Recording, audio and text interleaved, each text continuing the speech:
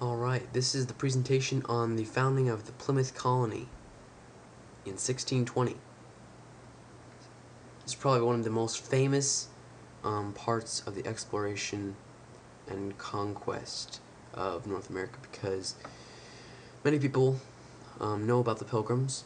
They were a religious common denomination, so to speak, mainly originated in England, called the Puritans, and they fled to Holland for religious freedom. However, in Holland there was a bit more secularism, and they thought that staying in Holland would only become a more and more of a problem because they were watching their children go and embrace in the more worldly culture that Holland and the Netherlands, the Dutch Republic at the time, had, and so they decided that New World was really the best place because there they could start their own religious-based civilization that was free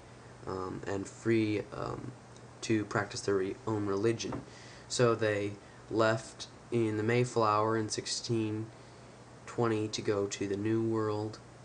And in 1620 they got to Plymouth.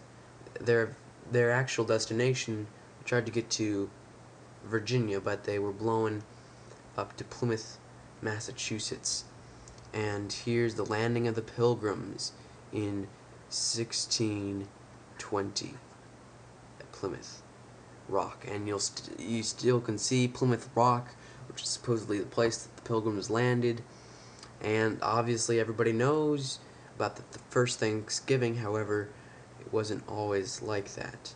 The first winter that the Pilgrims spent in the New World was a very hard one. Over half the Pilgrims died, but because of the work of several Native Americans, including Squanto, one of the Native Americans there, the Pilgrims later learned how to fish and farm in the New World and began a new life.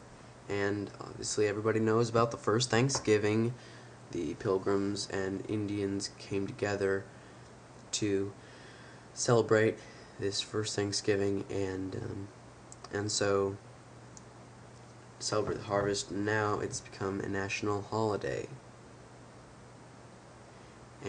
But who was the leader of the Pilgrims? Well, there were mainly two main leaders that we have to really take a look at. First of all, there is William Bradford. William Bradford was the first governor of the Plymouth colony, and he was probably the first and main leader of the Pilgrims during their voyage to Plymouth.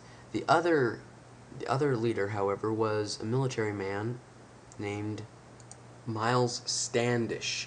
Miles Standish was very important in beginning the colony as well, and this is he right here.